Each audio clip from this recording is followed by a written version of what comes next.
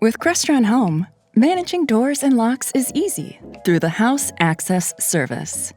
Let's check it out.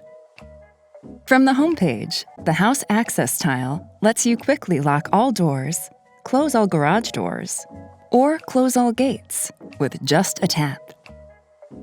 Notice this red alert in the corner? That's indicating there's something that needs your attention.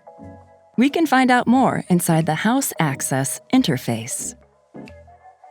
The House Access interface has 3 sections: locks, garage doors, and gates, all formatted the same way.